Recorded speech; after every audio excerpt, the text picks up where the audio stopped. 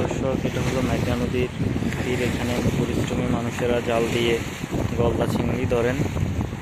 অনেক পরিশ্রম করে তারা নদীতে সাঁতার কেটে জাল দিয়ে পরিশ্রম করে গলদা চিংড়ি পোনা ধরে থাকেন এবং সেই পোনা 1000 পোনা 2000 টাকা করে বিক্রি করেন। এখানকার আশেপাশের মানুষ সবাই অনেক পরিশ্রমী, তারা সংগ্রামী জীবনযাপন করেন এবং অনেক কষ্ট করে নদী থেকে পোনা মাছ ধরেন এবং সেই পোনা বিক্রি করে জীবিকা নির্বাহ করেন।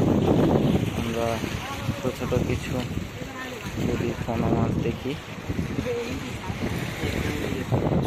পোনা মাছ, এই যে ছোটো ছোটো চিংড়ি